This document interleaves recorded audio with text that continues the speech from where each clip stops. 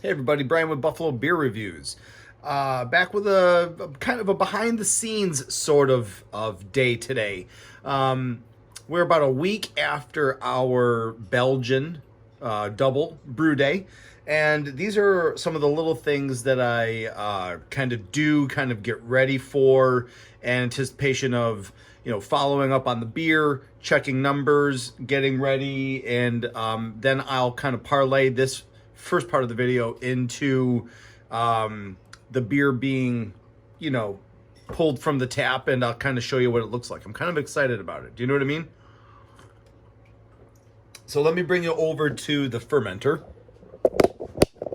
Things that I'm going to be using today are, my the gravity reader, hydrometer, whatever you call it. I got a little picnic style tap that I'll put up on top of the fermenter. I've got my little sheet jacket kind of protecting it. Well, was protecting it until I dropped the yeast last night. You know what I mean? I'll make that longer when we're done with the video. So, a couple of the things that I had done is I have this. This is my blow-off tube. It's just a gas outlet ball lock with a length of tubing into a bucket of Star Sand. That allows me to really have some vigorous fermentation activity and some vigorous blow off without it kind of exploding all over the place. I just have it up here on the other ball lock just to kind of keep it up and off the ground. Do you know what I mean? So last night I dumped the yeast, or I didn't dump it, but I opened up the butterfly valve here, which allowed the yeast to kind of settle. And I had pre-primed this collection jar with CO2, so it wasn't introducing any oxygen when I did that. Right here with my 20-pounder. Boom, done.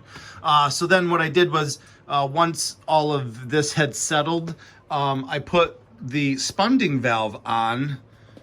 You can see I'm running right at about like a little over 4 PSI. So what this will do is this will allow fermentation to kind of finish up, but it will allow it to start naturally carbonating in the fermenter, so that when I go to transfer to a keg, I already have a head start on getting it carved up. So what I'm going to do is I'm going to put the picnic tap on because it's already got some carbonation. It's already got some pressure, some PSI in there. I'll be able to pull a little gravity reading just to see how, like a ballpark figure of where the gravity is after 10 days or after 7 days, and I can kind of start following it. 7, maybe go check it again at 9, check it again. If it's a little short on 9, maybe I'll check it at day 11. All right, I'll check it again at day 10 or whatnot. So let me pull the gravity real quick. Oh my gosh, it smells awesome. It's very, it's sweet smelling, and it's got that sultry sort of aspect to it. Oh, yeah. A little bit on the banana side, a little bready. But the clarity looks like it's coming along nicely. And it looks like we're, it's hard to do this with one hand. I'm sorry, guys. I mean, it looks like we're right at about, yeah, maybe around the 1018, 1016 range. That's a ballpark estimate. I don't want to waste your guys' time with the foam and kind of giving it an estimate. So let me pull up my sheet here. I think we really want our final gravity to be around 10.8 if we were going to get anywhere as close to that high 6%, mid 6.6% mark. So I would be happy with 10.14. I'd be happy, even happier probably with the 10.14, 10.12 area. So that's what I'm going to kind of shoot for. So I've got a lot of time though. Hey guys, what's going on? So it is officially 14 days into fermentation. I've never brewed a Belgian before. after I had made the beer and pitched the yeast, and it was a day into fermentation. Was kind of chewing the fat with Patrick, and he was telling me about these Belgians needing like 20 to 21 days or a little bit longer for those diacetyls to mellow out, and X, Y, and Z, and for those other Belgian qualities to emerge. And I was like, oh, great. I didn't cut myself short and potentially, ruin this batch of Belgians. So, like I said, it's day 14. We brewed this thing on November 25th. Our starting gravity was 1064. So I'm going to pull I'm going to pull a little sample. I'm going to check the gravity. And I'm going to see what it smells like, and kind of what it tastes like. From the last time we checked the gravity and the aromas. So let's see what it looks like. You know what I mean? Today my fatty mug is doubling as a coffee mug. So this might be only the second time it's been filled with coffee. But nonetheless, let me go grab a sample. There you go. I just unrobed the fermenters.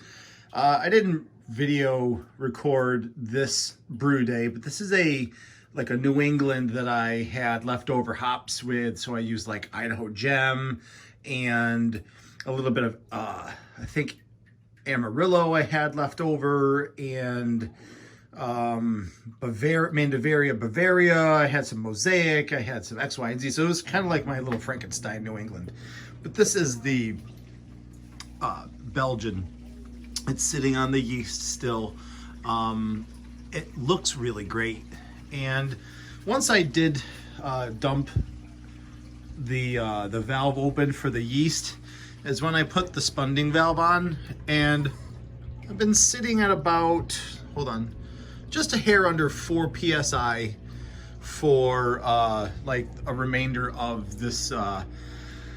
I dropped it at around maybe 7 days, so it's been sitting at 4 psi for like 7 days. I have the picnic style tap on there with attached to the floating dip tube, so I can pull the gravity sample right off of that, which is really nice. It kind of makes for a super nice and clean pulling experience. I'm gonna just kind of pan away so I can have access to my other hand while I'm doing this sample. So let's hold it up here.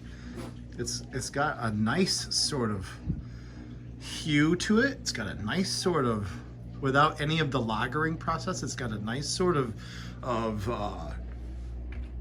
clarity already to the body. Let me grab this guy. I think I filled it up. Now, oh, almost perfect. Look at that. So it looks like, I can see 1010, I can see 1012. I'm gonna go with 1014 is what we are rolling with right now, 1014.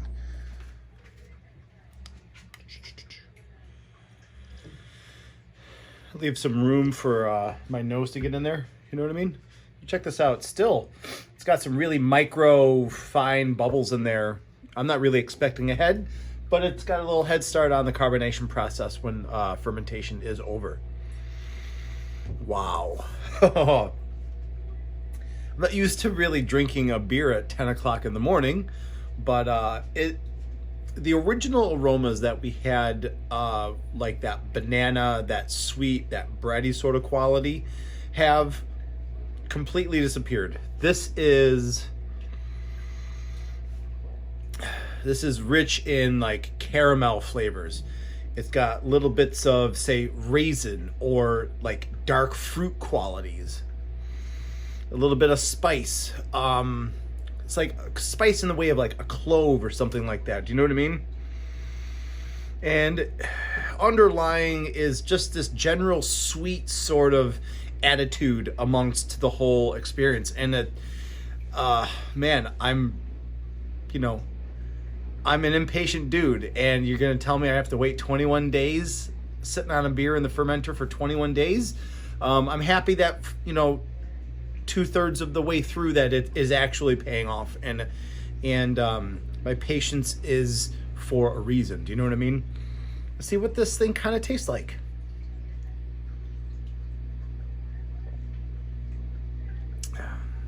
Totally. Wow. Just like a cool little Belgian. It's got some appropriate breadiness to it, but it's also got that sweet tang to it, that nice little, yeah, like a raisin, like a date, a little clove presence. Man, I like it. I like it. Now, I do think that maybe, in all overall honesty, I don't know how much more of a gravity drop I'm going to get, but I'm going to be really happy with 6.5% on my first go-round with a Belgian. I do think that it's going to change a little bit when I get it, into a keg, carbonated, and I think that carbonation level does change the sort of perceived mouthfeel. And I do think that the lagering, like the little cold crash, is going to clear it up a little bit and maybe change its delivery a little bit as well. But these are just little behind the scenes things from between brew day and drinking the beer. I figured I don't see a lot of videos like this online, and there's a whole bunch of us that are doing this exact same thing, and these are the little unglamorous things of kind of running beer and brewing beer in your basement. So I'll pick back up. I'm not going to show you guys, maybe I'll pick back up for kegging day. I'll show you my forced transfer system, my gas in and the liquid out in the keg, and I'll hook it up to the 20 psi, and then we'll cut to 4, 5, 6 days later when we're tasting it. Cool. Hey guys, Brian with Buffalo Beer Reviews, and I know I've been filming some of the behind the scenes sort of processes between brew day and actually tasting the beers, which is the whole point of this video. But it's a long awaited day. It's officially going to be the tasting portion of this video. It seems to be something that has taken a long time. I'll just recap real quick. We brewed this beer on November 25th, and it is December 20th right now, after like a 22 day fermentation period and a couple of days in the keg with carbonation, and an afternoon outside on the back deck in Buffalo in the winter to kind of cold crash. This thing is finally ready to kind of show you guys all about it. It's right here. I just pulled a little bit of a sample just to get my nose on it, make sure it was, camera ready. So why don't we fill this glass up and start talking about it again? You know what I mean? Let's do it.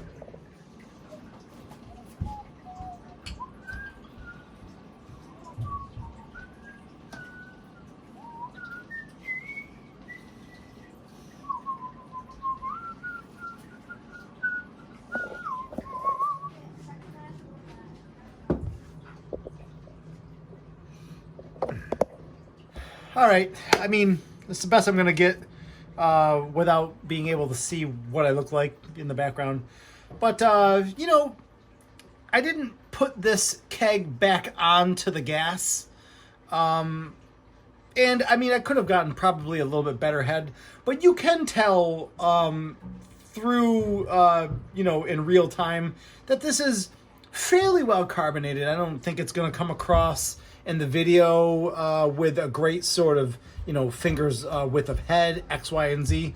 But you can see it is fairly well carbonated. By the time I get that keg back into the kegerator, hook it up to the gas tanks, it's going to be fine in 2 days when I actually go and pull another sample out of it. But I wanted to show you guys what it looks like. This is, you saw brew day. Now you get to see, testing the gravities. You get to see, fermentation. You get to see kegging it. You get to see drinking it. It's got this really great sort of brown leather sort of vibe to it, almost like a brown ale, but it's got a really nice depth of hue to it, almost amber and burgundy inside the fat of that body of this glass. Do you know what I mean? And it does have some really nice fine carbonation bubbles along. You can almost see the coating of the glass when you move it around. Yeah, and those aromas that we were describing along the way, that really banana bread sort of, I think, esters to the yeast and to the fermentation process, those have subsided wholly, and you're left with maybe a suggestion that it was there. But you're getting, sorry, my mouth is watering. You're getting really this this malty, sweet sort of roasted vibe to this, the body of this beer and the aroma of this beer, and it just, I don't want to talk about it anymore. I just want to start drinking it. Do you know what I mean? It seems light, doesn't seem overwhelming. It doesn't seem boozy in any sort of aspect. Yeah, it just seems very medium of the road, sort of thickness to the body, and alcohol and ABV and stuff like that. Oh, this beer did come in at a final gravity of 1.012, which gave us an ABV of 6.83%. So this is sitting at 6.8%, which I'm also extremely happy about. So we'll keep that in mind when we taste it, right?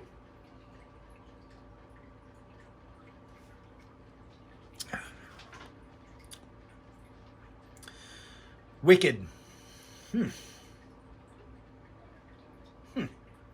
is my first Belgian brew day, right? My first Belgian homebrew tasting. And I'm really pleased with it. I was kind of bracing myself for something weird, or like maybe I didn't do something right. But this is really nice. All right, so I think the body is a little on the thin side.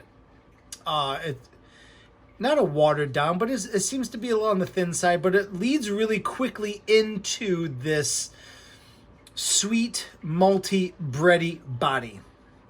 And I think that candied sugar, that dark candied sugar really does shine through, and it helps support the sweet notes. It helps support the bready, malty notes. And I think it helps support a little bit of that, a little bit of a suggestion of like dark fruits. And I'm talking about like dates and or prunes, but not, not secondary prunes and dates sort of fermentation activity.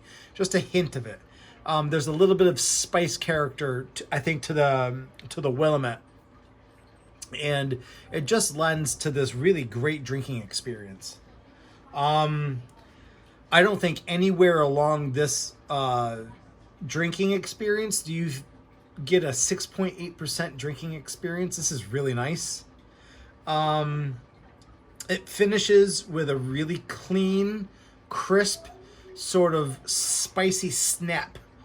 Almost kind of like a clove sort of finish, like a holiday beer, a holiday spice sort of snap to the of the back end, and you're ready to kind of like, your palate's cleansed and you're ready for another sip. Really, yeah, I really do like that description of those holiday spices. That really does give it a more accurate description of what's going on with this beer.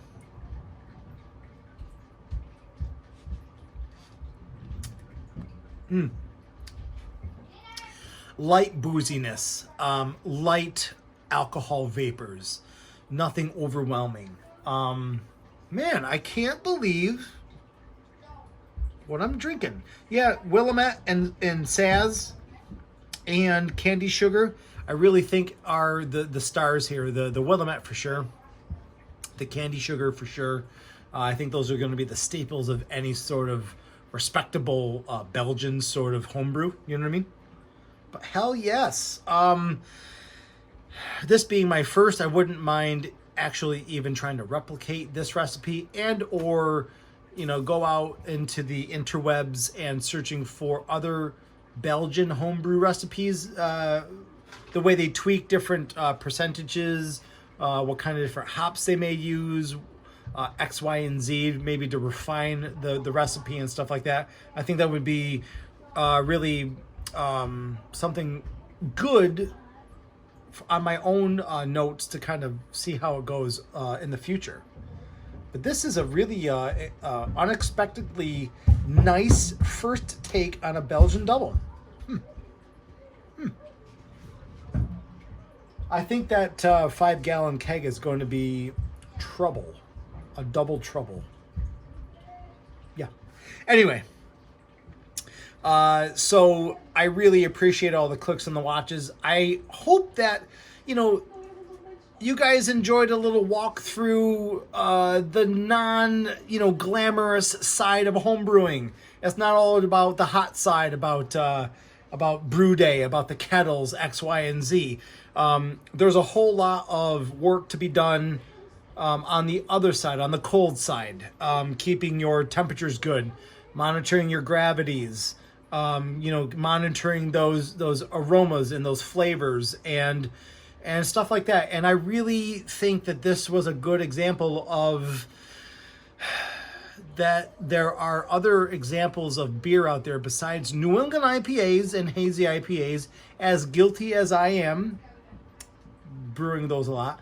There is a lot to be brewed out there. There's a lot to be enjoyed and to be held and celebrated in the brew world. And this is one of them. So I really appreciate all the clicks and the watches, guys. You know that. And if you guys have any comments or whatnot, let me know. And I will see you guys in the next one. Cheers.